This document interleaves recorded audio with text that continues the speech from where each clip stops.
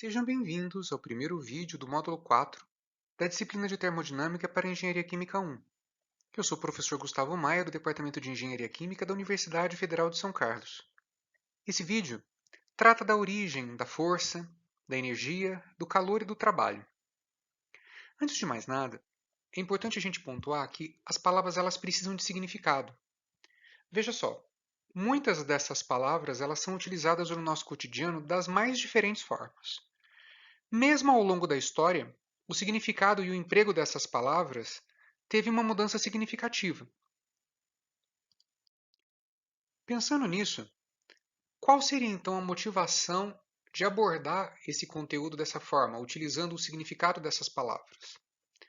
Bom, para entender por que a gente vai seguir nessa linha de raciocínio, eu extraí um parágrafo da nossa bibliografia, e com ele a gente é capaz de responder a essa questão.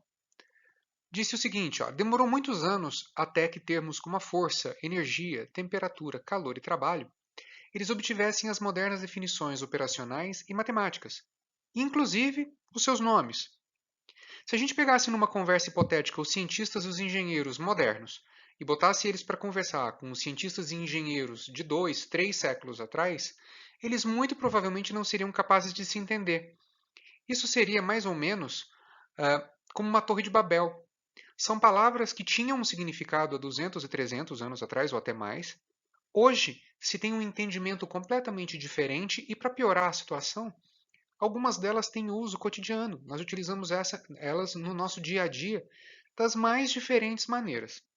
Então, é muito importante que a gente entenda como que essas palavras foram utilizadas conceitualmente ao longo da evolução do conhecimento em termodinâmica, para que nós sejamos capazes de chegar, né, no nosso atual momento, sabendo como esses conceitos evoluíram e como eles devem ser entendidos nos dias de hoje.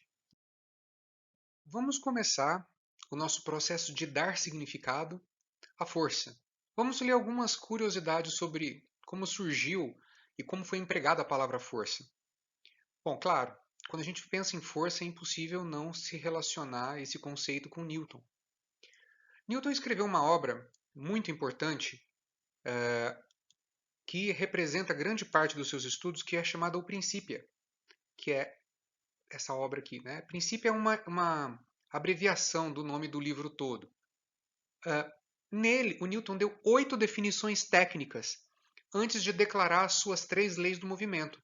Né? Ao contrário da invenção de termodinâmica do Thomson, que foi o cara que primeiramente utilizou a palavra termodinâmica e era separado. O Newton ele não inventou a maior parte da terminologia. Inclusive, ele empregou a palavra força, no sentido de esforço, como uma palavra comum, que já existia. Ele apenas tomou posse dela e aplicou essa ideia nos conceitos que ele já possuía. O que ele definiu de fato foi a massa, que era a quantidade de matéria, às vezes se referia a ela como volume. Definiu o movimento, que hoje a gente chama de quantidade de movimento, ou quantidade de momento. E também definiu força impressa, que na verdade ele queria traduzir de 3 formas diferentes. A gente pode pensar na força impressa como impulso, né? Principalmente quando ele lidava com a parte de colisões ou percussão. A gente lida com a parte de pressão e nós já falamos sobre isso em vídeos anteriores. Né? Quando a gente começou a estudar as relações PVT, a gente deu lá a ideia de como que era encarada a propriedade de pressão, que é de uma certa forma relacionada diretamente com a força, conceitualmente falando, e na prática, né, a pressão ela é a força distribuída perpendicularmente sobre uma área. E como força propriamente dita, né? Então, claramente havia uma falta de precisão nas unidades, porque Newton ele começou a misturar coisas aqui que tinham unidades diferentes. Hoje em dia nós sabemos, por exemplo, que a unidade que representa a quantidade de movimento, ela não é a mesma unidade que representa a pressão, que não é a mesma unidade que representa impulso, que não é a mesma unidade que representa a força, mas Newton, na sua concepção original, resolveu botar todo mundo no mesmo saco. Né? Isso a gente sabe que não dá certo. As unidades são diferentes, isso significa que conceitualmente eles representam coisas diferentes também. Né? A quarta definição de Newton, que eu imagino que seja uma novidade para vocês, era a ideia de vis incita, que numa tradução livre seria capacidade de ficar inerte, vis como capacidade, né? Que consistia, segundo ele, no poder de resistência. Isso aqui, é claro, pessoal, tem tudo a ver com a lei da inércia do Newton, né? Onde ele dizia que, através do qual todo o corpo se esforça para manter seu estado atual, seja em repouso, seja em movimento uniforme. Porém, a gente precisa destacar que a inércia ela limita a aceleração, mas ela não é exatamente uma força. Mas existe uma questão mais profunda aqui. Por que as definições de força elas nos interessam tanto? Porque existe uma confusão enorme entre força e energia. Mas como assim? Se a gente for parar para pensar, ao longo da história, né, e em outras bibliografias que sequer foram citadas aqui, até por uma questão de limitação e para não tornar esse vídeo muito enfadonho, muito cansativo, muitas vezes se confundiu a ideia de força com energia, quase que fazendo com que as duas coisas significassem o mesmo, quando na realidade, do ponto de vista moderno, a gente já sabe que elas não são a mesma coisa. Então, é muito importante também a gente resgatar a ideia da utilização, de como foi utilizada a força, e destacar que já havia uma confusão aqui. Ó. Nós temos, no mínimo, três possíveis definições para força, segundo Newton, que hoje em dia nós sabemos que constituem propriedades distintas, que é o impulso, a pressão e a força propriamente dita. Então, é importante notar que mesmo naquela época em que Newton desenvolveu nas suas leis do movimento, havia aí alguma confusão. Você fala, poxa, se Newton estava confuso na época que ele desenvolveu isso, é melhor eu me cuidar, porque eu posso me confundir mesmo com as definições modernas de cada uma dessas coisas. Justamente por conta do fato de que a palavra força e a palavra energia, elas têm uso comum, elas são utilizadas no nosso dia a dia de uma maneira quase automática para definir um monte de coisas e que não necessariamente define o que são força e energia do ponto de vista da ciência. Uma das palavras que talvez mereça a máxima atenção nossa é justamente a palavra energia. Veja só, a primeira vez que ela foi empregada num texto, ela foi utilizada pelo Thomas Young no ano de 1807. Mas antes disso, ela já havia sido empregada de uma outra forma, com uma outra ideia, por exemplo, nos escritos do Wallis, do Wren e do Huygens, em 1668. Cada um deles separadamente, ele mostrou que colisões unidimensionais, e aqui, pessoal, ó, quando eu estou lidando com a questão de colisões unidimensionais, eu não estou lidando com colisões de moléculas gasosas, não. Eu sei que a gente pode, de repente, estar com isso na cabeça, porque todos os vídeos anteriores dos módulos passados, a gente lidava com colisão molecular. Aqui não, aqui é colisão de corpos propriamente ditos, né? Não são corpos em nível molecular, são macroscópicos. O que nós chamamos de momento, esses pesquisadores eles admitiam que era conservado. Eles sabiam que, de alguma forma, o produto da massa com a velocidade do corpo, ele podia ser determinado antes e após a colisão, e havia uma conservação desse produto. O Wallace, inclusive, discutiu que as colisões eram inelásticas e avaliou esse conceito de acordo com as pesquisas em colisões inelásticas, enquanto o Wren e o Huygens eles discutiram aí as colisões elásticas. Um outro ponto importante também foi que em 1686, algum tempo depois, o Leibniz ele introduziu um conceito que foi muito utilizado por alguns séculos, que era a ideia de vis viva, ou força viva, ou capacidade vital. E ele dizia que essa força viva era o que produzia o movimento dos corpos, dos que possuíam vida em si, e você conseguia quantificar essa força viva através do produto da massa pela velocidade ao quadrado, que hoje a gente sabe que tem uma relação aí com a energia cinética. Então veja, na antiguidade o conceito de energia estava diretamente relacionado com o movimento, né? Foi aplicado em colisões, foi aplicado ali no conceito de força vital, no sentido de que coisas vivas se movimentam. E é importante também a gente parar para pensar até um pouco no significado do termo. A palavra energia ela vem do grego en ergo. São duas palavras. onde a primeira é capacidade, e isso aqui é de erguer, né? Evidentemente que não existia a palavra erguer em grego. A palavra ergo em grego é que deu origem à palavra erguer em português. Então, capacidade de erguer ou capacidade de mover as coisas, do ponto de vista, é claro, macroscópico. Então, a gente já começa a ter uma ideia de como que essa palavra foi empregada. Inclusive, a gente tem uma outra confusão já, né? Olha lá, a força sendo utilizada aqui para indicar energia, né? Esse uso de força para uma quantidade proporcional a uma energia pode ser a origem do uso posterior de força no contexto da energia. Quer dizer, o que significa essa frase? Nós sabemos hoje em dia que a energia e a força elas têm relação entre si. Nós sabemos que, por exemplo, a força que promove um deslocamento, ela, na verdade, ela realiza trabalho. Existe uma conexão entre elas. Mas uma conexão entre elas não faz com que uma seja a outra. Uma força é uma força e energia é energia. Né? Eles parecem desassociados aqui, o conceito de força e de energia. Mas, muitos anos depois, eles acabam se conectando. Os termos modernos energia, energia cinética e energia potencial, eles tiveram que esperar um tempão para serem definidos, mesmo quando existiam símbolos para eles. Olha para você ver que curioso. Se utilizava a ideia conceitual de energia potencial e energia cinética existia, mas não existia a forma de calcular. Né? Às vezes uma equação usava o símbolo e a definição modernos, mas não o nome. Olha para você ver como a história é confusa. Né?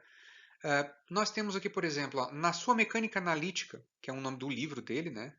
O nome da obra, do Lagrange, em 1788, ele empregou o símbolo T para representar o produto mv ao quadrado sobre 2.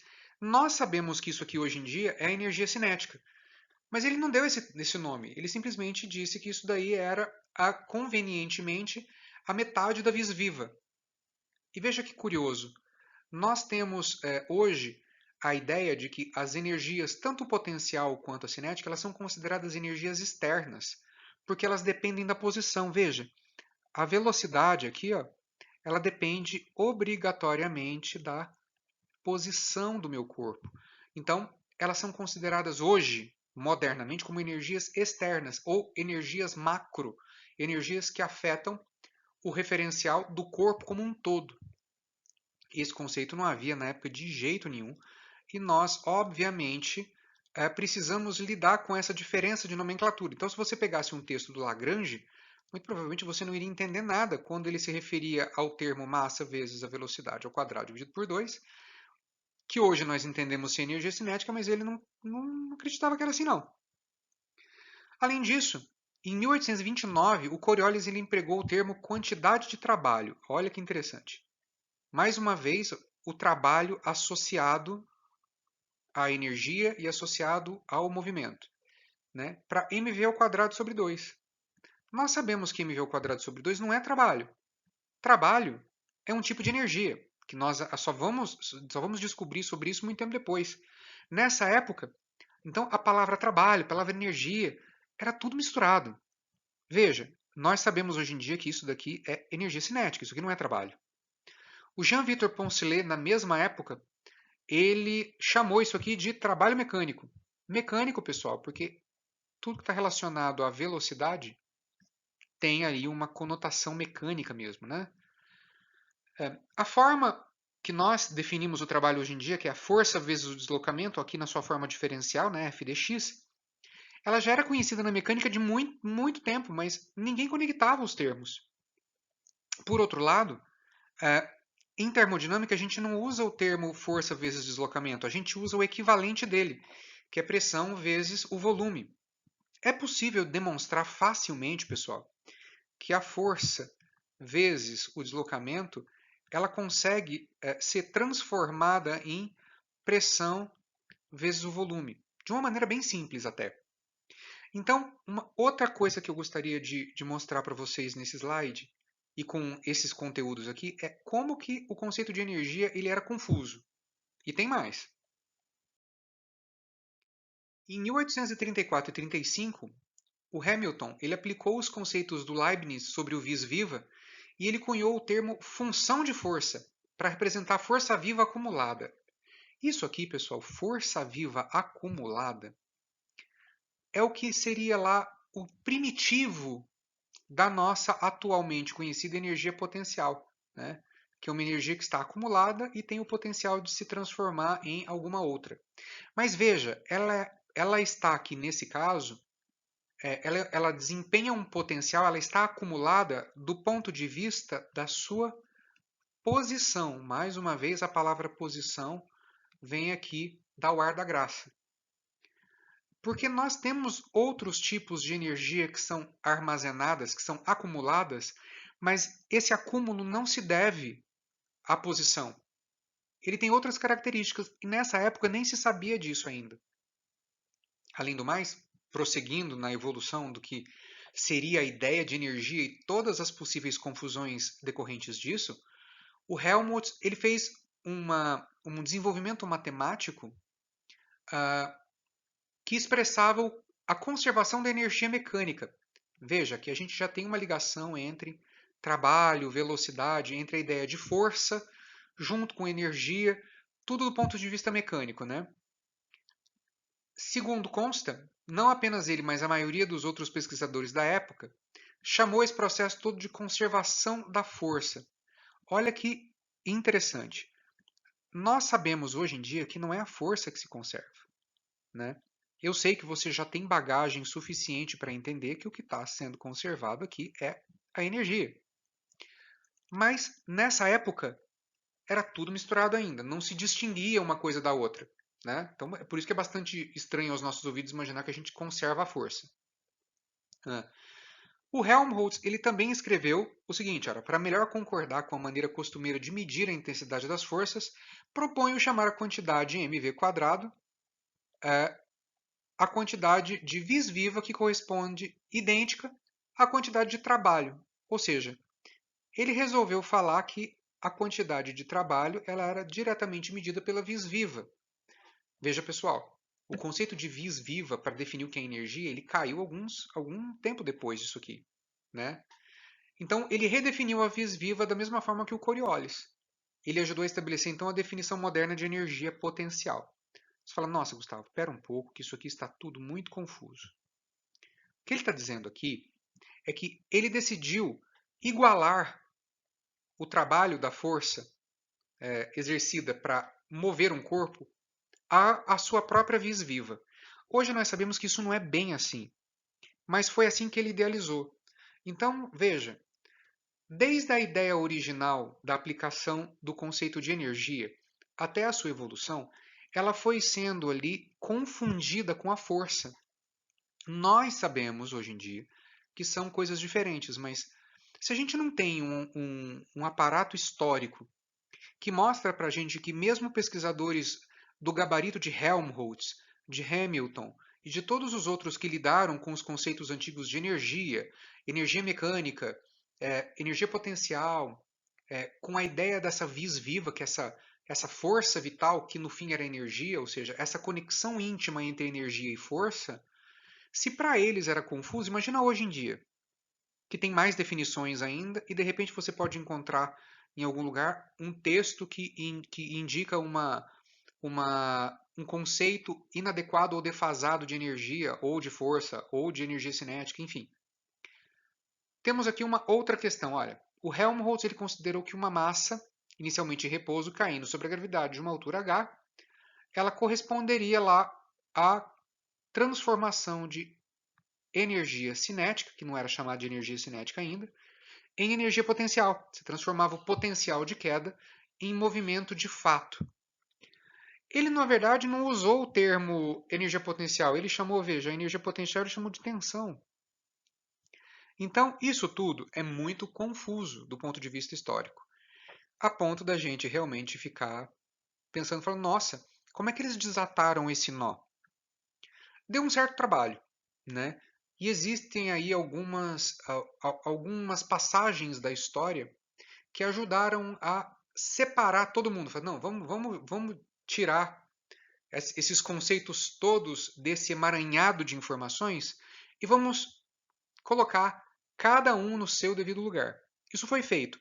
Isso não significa que é fácil. Ainda hoje existe muita confusão. Você mesmo, ao longo da sua formação acadêmica, provavelmente se confundiu entre entender se um fenômeno ele era ocasionado pela manifestação de um processo de força ou de um processo energético ou de ambos, né? Separando cada uma das características pertencentes à força e à energia do ponto de vista científico. Não é fácil fazer isso.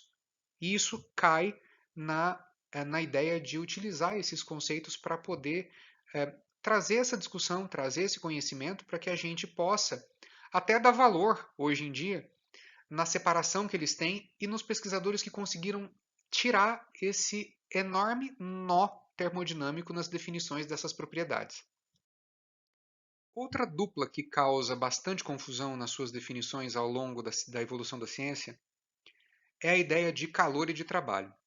Olha, para começo de conversa, só para que a gente tenha uma perspectiva mais interessante, o calor sequer era considerado algo referente ao trabalho.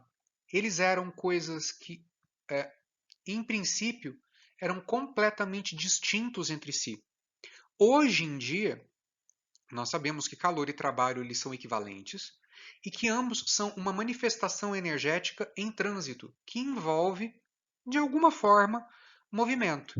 O trabalho com um movimento mais organizado, enquanto o calor, um movimento menos organizado ou menos direcionado.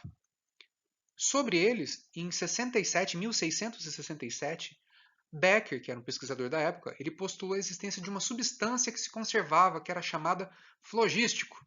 Veja só, eles associavam calor e fogo como algo interligado, né? O flogístico ele estava presente dentro de objetos, era uma propriedade intrínseca aos sistemas, e na medida que você botava esses sistemas para queimar, você liberava uma quantidade de flogístico durante a combustão. Ou seja, a ideia de calor estava diretamente ligada à ideia de fazer fogo, estava diretamente ligada à ideia de combustão. Veja, um princípio químico associado ao calor. Hoje em dia a gente sabe que não é por aí a definição dele, né? O flogístico, então, está relacionado tanto com a química quanto com o calor, conforme eu acabei de dizer. O Lavoisier ele derrubou essa ideia em 1777. Mas como que ele fez isso? Ele propôs uma outra coisa? Exatamente. Ele tinha um trabalho lá, a memória sobre o calor, em tradução livre minha. O Lavoisier ele estabeleceu que o calor ele era um fluido térmico imponderável que se conservava. E ele deu um nome para essa substância de calórico. Olha, pessoal, a gente fala assim, nossa, Lavoisier teve então a grande ideia de ignorar esse tal de flogístico. Aí ele criou o calórico, ele trocou de nome, ele desassociou a ideia de calor com a ideia de combustão, de reação química, e estabeleceu que, na verdade, o calor ele era um fluido imponderável. Imponderável significa que ele não tem massa. Pessoal, uma das coisas que vale a pena a gente resgatar aqui, para efeito de análise, fazendo um parênteses aí, é que é o seguinte, eu cheguei a dizer para vocês em vídeos passados que ao longo da história da ciência, o desenvolvimento científico se deu justamente na capacidade que os cientistas tinham de visualizar os fenômenos. Quando o indivíduo estudava colisão, por exemplo, como os que a gente citou nesse vídeo, eles enxergavam as colisões, né? Era um estudo experimental visual, né? Quando você estudava astros, você tinha instrumentos para enxergar os planetas do sistema solar de uma forma muito melhor. Então, toda a evolução do aparato experimental veio acompanhada, é claro, de uma série de evoluções de conhecimento, de evolução da ciência, porque você pode enxergar melhor o fenômeno. Agora, veja a dificuldade de se teorizar, de se observar os efeitos que o calor tem sobre uma série de substâncias e subsistemas, mas ser incapaz de medir. Ele não pode ser medido por balança, ele não pode ser medido de qualquer uma outra forma, a não ser pelos efeitos que ele causa. Então você acaba tendo que apelar para filosofia. Né? O cidadão idealizou que o calor ele era um fluido, como a água. A diferença é que ele não tem peso. Hoje em dia a gente sabe que esse conceito está totalmente equivocado. Né? Em 1842, o Mayer ele estabeleceu a existência de um equivalente mecânico do calor. Isso aqui, pessoal, é super controverso, a gente vai falar um pouco mais sobre isso no nosso próximo vídeo. Controverso não pela ideia. Estabelecer um equivalente mecânico do calor é a primeira vez na história que alguém quis dizer, falou assim, olha, talvez o calor e o trabalho eles sejam, de alguma forma, faces da mesma moeda. Da onde está a controvérsia? A controvérsia está nas datas. O Mayer foi, historicamente, quem fez isso primeiro, mas ele teve pouca visibilidade, ninguém prestou muita atenção no que ele falou, coitado. E aí veio o Joule e resolveu fazer a mesma coisa. O Joule, pessoal, aqui está a data de 1844, mas Joule desenvolveu uma série de trabalhos muito parecidos entre os anos de 1843 e 1845. Então, ao longo de 3 anos. Então, em algumas bibliografias está 1843, em outras está em 1845, mas, de qualquer forma, foi depois do Mayer. Mas quem levou a fama foi o Joule. E aí existe toda uma ideia de que todo mundo que estudou isso na mesma época, e não foram só os dois, tem mais gente, o Joule que levou a melhor. Foi o Joule que estabeleceu a equivalência entre o calor e o trabalho. Só que vejam só, pessoal, por mais que a gente diga isso aqui, eu ainda não vou dissertar mais sobre isso, a gente vai observar isso em vídeos posteriores.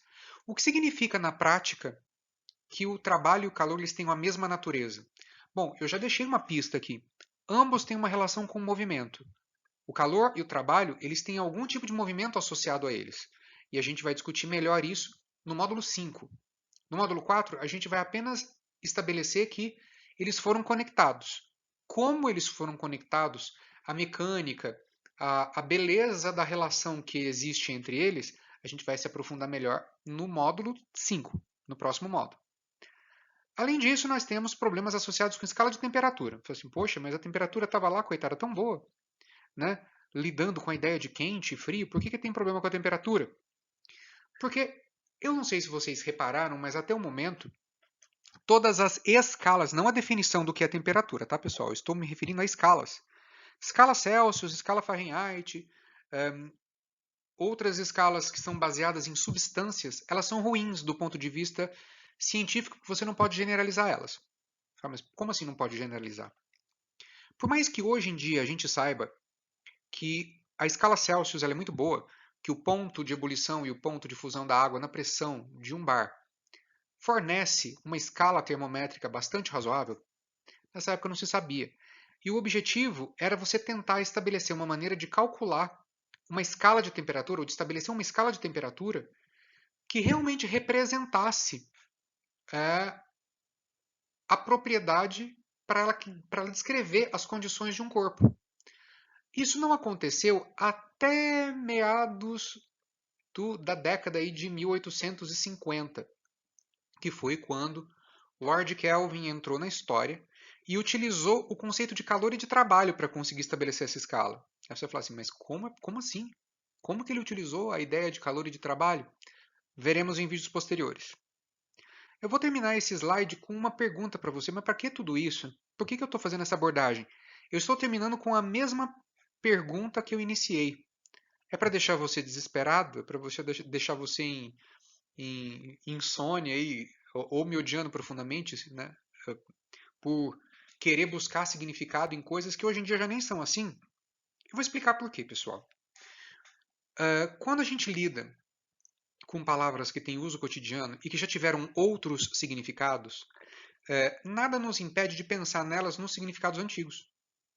Né? Mesmo que você não tenha acesso aos textos, eu tenho certeza que em algum momento, se você parar para pensar, você seria capaz, por exemplo, de me explicar a diferença entre um fenômeno que ocorre devido a uma força e o que ocorre devido a uma variação de uma das energias?